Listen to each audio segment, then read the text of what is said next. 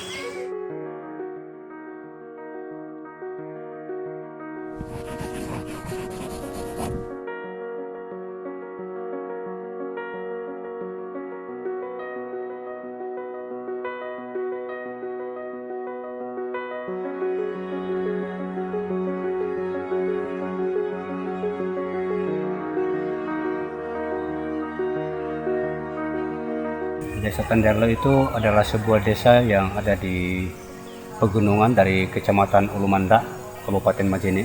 Desa pemekaran dari Desa Ulumanda. Tande itu artinya tinggi, dan Allo itu artinya adalah matahari. Di mana pada saat terbitnya matahari pertama itu langsung kena yang namanya Gunung Tande Allo, akhirnya dibilang itu Tande artinya tinggi.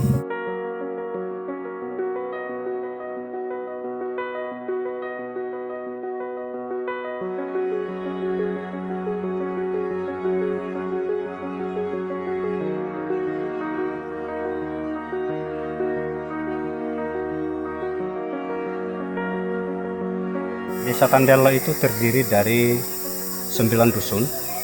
Di antaranya adalah dusun Taukong, dusun Salutalang, dusun Batu Piring, kemudian dusun Salulemo, dusun Kaloang, dusun Lompe, dusun Bete-Beteng, dusun Paku, dan dusun Pangandaan.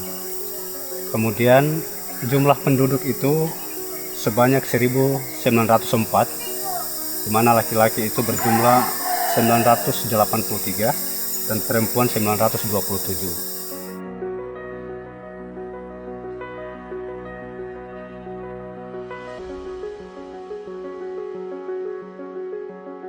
Aktivitas daripada penduduk yang ada di Desa Tanderlo itu hampir sebagian besar adalah petani.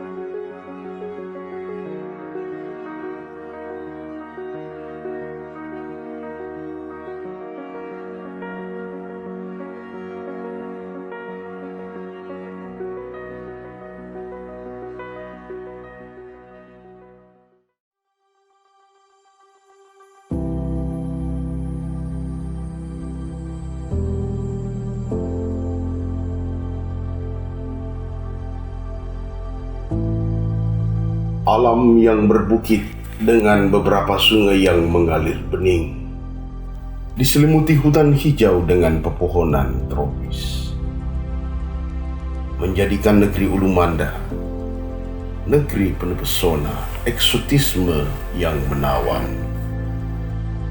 Masyarakat yang ramah dan bersahaja adalah karakter masyarakatnya, seperti tangan yang selalu terbuka dan hati yang selalu lapang dalam menerima tamu yang datang dan selalu bersahabat dengan semesta.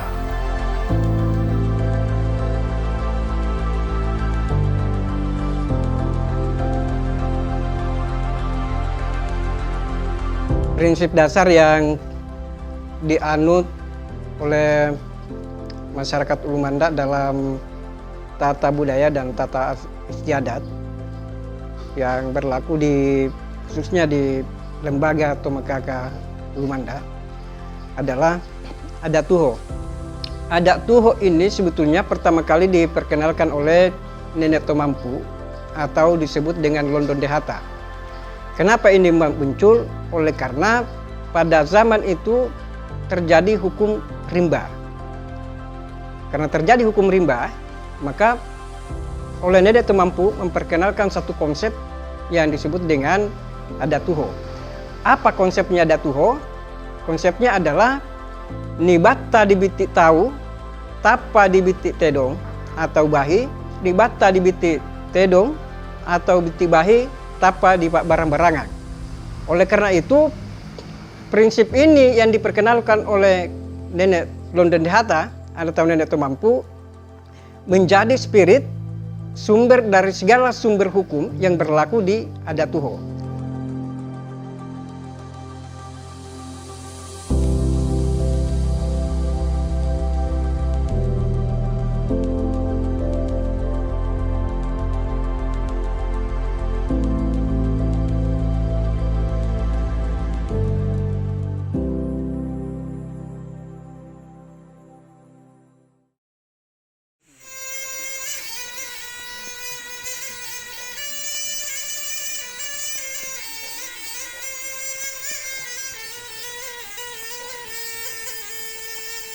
Saat ini kita berada di pemakaman atau kuburan Tomakaka penerus, yaitu orang Ulumanda menyebut Topatindo di Tandiallo. Ini adalah pembaharu dari adat Tuho, di mana sebelumnya Demalulung belum masuk Islam, sehingga Demalulung memperbaharui aturan-aturan yang berkenaan atau sejalan dengan syariat-syariat Islam yang ada di Ulumanda.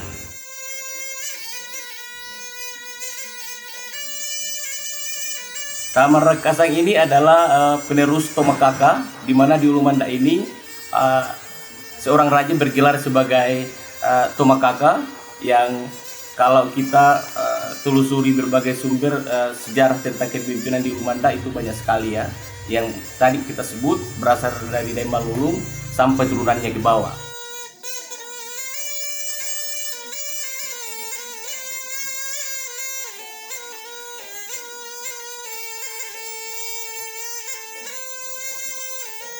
Ini adalah Tomakaka penerus dari Topatindo di Tandiallo yang diangkat sebagai Tomakaka sebelum kemerdekaan.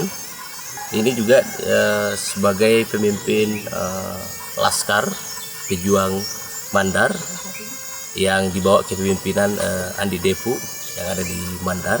Setelah beliau masuk sebagai pejuang Mandar, pemimpinan ketomakakaan dilanjutkan oleh adiknya.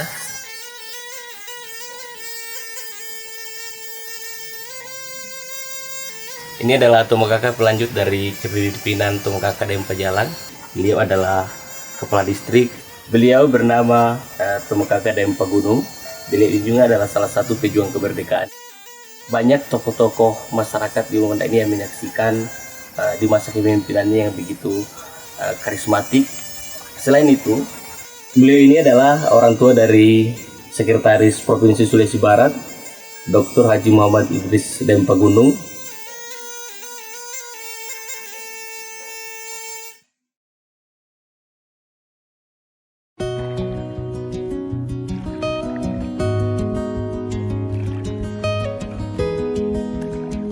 Dasar utama adat Tuho termaktub dalam 4 dasar aturan adat. Dikenal dengan istilah Pemali Upa Panatta Sarihu yang mengatur kehidupan sosial masyarakat. Salah satu yang menjadi spirit yang ada dalam masyarakat ini yang disebut dengan 4 dasar hukum pemberlakuan adat Tuho dalam melakukan aktivitas dalam masyarakat. Yang pertama adalah Saka Pembujangan. Saka Pembujangan ini mengatur tentang bagaimana tata cara melanjutkan satu keturunan atau bagaimana bergenerasi. Di Saka Pembujangan ini secara normatifnya diatur seperti maktub pendek mapur kali susuan. Artinya sebelum kita melakukan perkawinan ada beberapa tahapan-tahapan yang dilakukan secara normal. Mulai dari pertama, pihak laki-laki ini mendatangi orang tua pihak perempuan dan menanyakan keberadaan anak gadisnya, apakah ini sudah ada yang pinang atau memiliki lelaki idaman atau seperti apa. Dalam tata budaya kita disebut dengan mesisi. Mesisi itu memberikan sesuatu atau memberikan benda, apakah itu kalung atau cincin. Akan tetapi sebetulnya yang umum berlaku itu adalah cincin. Artinya apa? Bahwa ketika ada laki-laki lain yang datang untuk mendatangi keluarga pihak perempuan mengatakan mohon maaf karena sudah ada yang datang lebih awal daripada kita.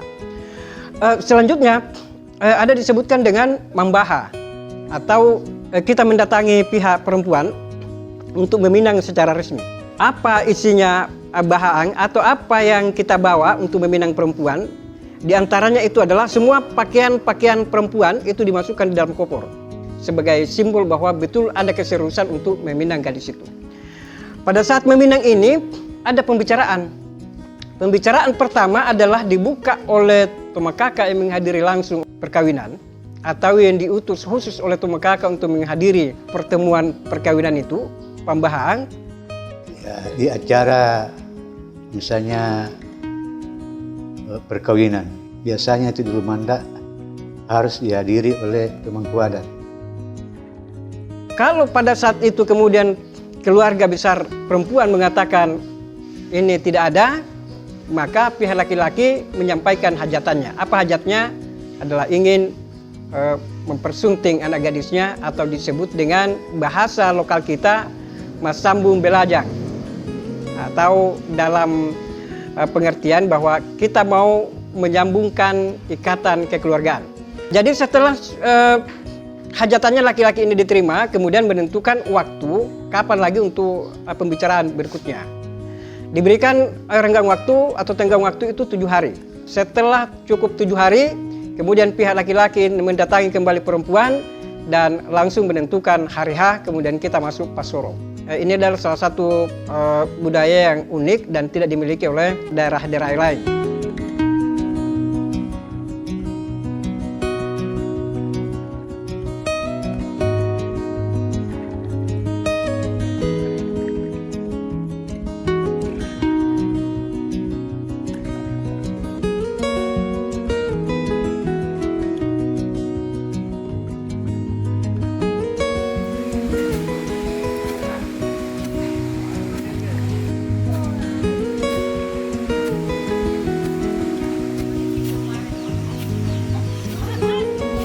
Nilai adat Tuho yang kedua yang dalam masyarakat ini adalah Saka Pariama.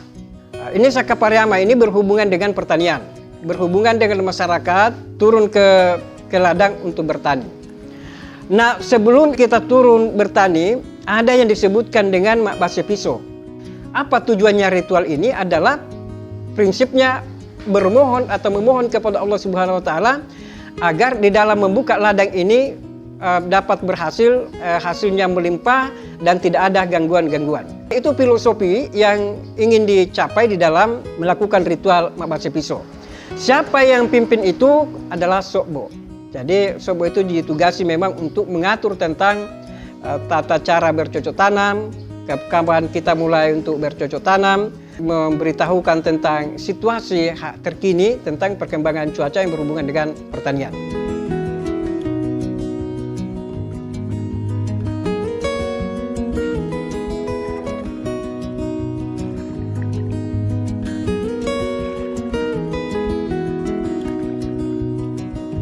Dalam adat istiadat yang telah disepakati, barang siapa yang melakukan pelanggaran-pelanggaran berdasarkan tata aturan yang telah ditetapkan ini, maka yang bersangkutan harus mempertanggungjawabkan di hadapan pemangku adat, dalam hal ini Tomangkaka. Nah, namanya hukum adat itu kan, misalnya ada pertikaian harus diselesaikan di depan pemangku adat. Ya, jika Tomangkaka sudah memutuskan, itu wajib hukumnya diikuti oleh warganya.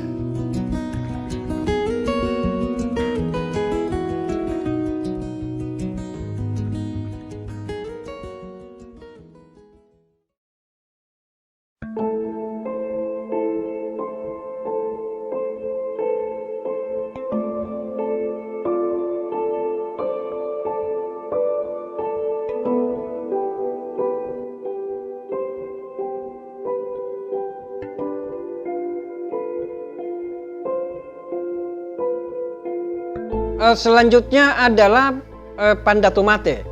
Ini Pandato Mate diatur oleh guru atau kapua. Ini juga diatur berdasarkan strata sosial atau berdasarkan status sosial masyarakatnya. Jadi semua masyarakat tidak diberlakukan sama, akan tetapi dibedakan berdasarkan status sosialnya. Apa yang membedakan itu?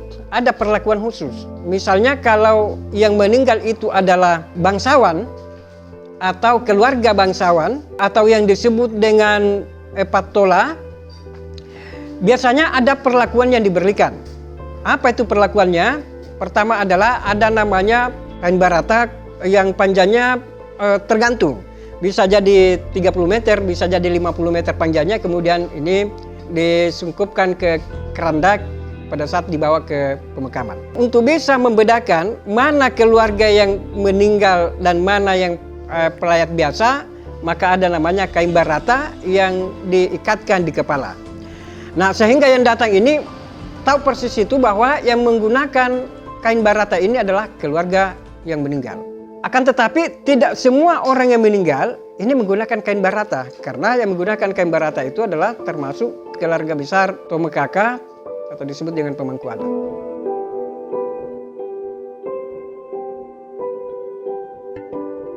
Di samping ada barata juga disiapkan itu ada 4 payung, 4 lalang kemudian 8 padinging. Jadi 1 payung, lalang itu payung, kemudian 2 padinging. Padingin itu bisa berupa baju atau sarung, atau bisa sarung semua, atau bisa baju semua, atau bisa celana semua. Itu yang disebutkan dengan padinging. Kemudian saloko, penutup keranda. Di tepi keranda itu yang saya sebutkan tadi, bahwa di atasnya itu saloko itu dibentangkan kain panjang 2 lapis. Lapisan pertama adalah warna putih, lapisan kedua adalah warna kuning atau warna hijau. Itu yang berlaku di Ulumanda.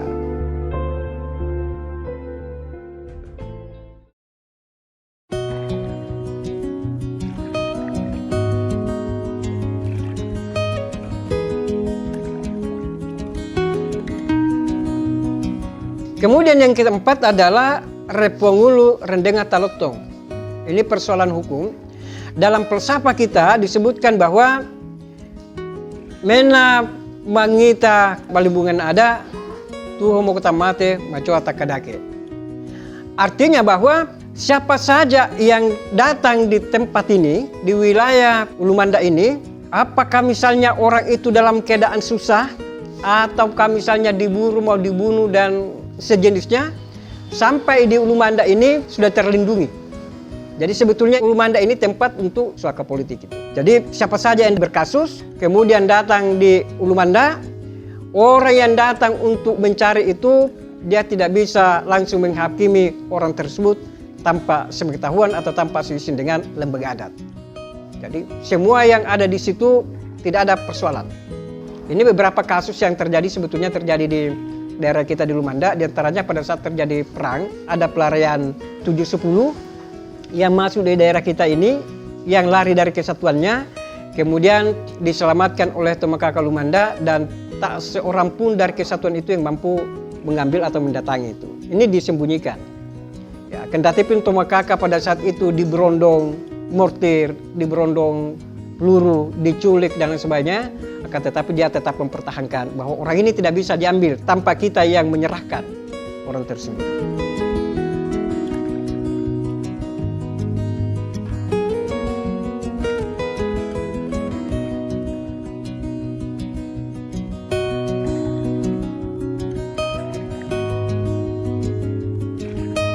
Ya, kemudian prinsip yang lain adalah disebutkan namanya bayi tautoa anamalai.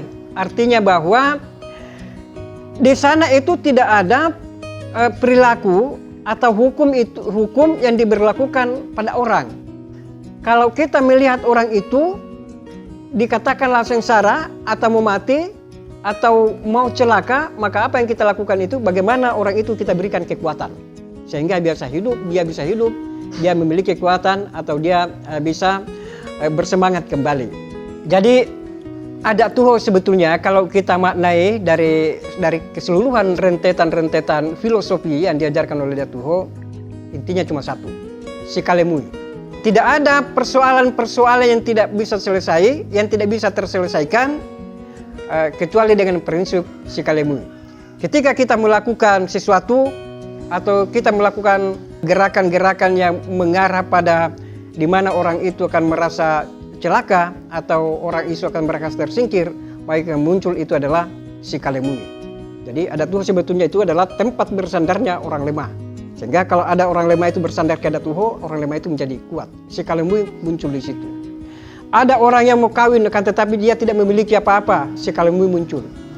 Ada orang yang memiliki kesalahan, supaya orang ini tidak terbunuh atau tidak terusir dari kampungnya, Sikalemui harus muncul. Terkecuali ada hal-hal tertentu memang yang menjadi prinsip hukum adat itu yang mau tidak mau orang ini harus meninggalkan tempat, karena itu juga menjadi bagian dari Sikalemui.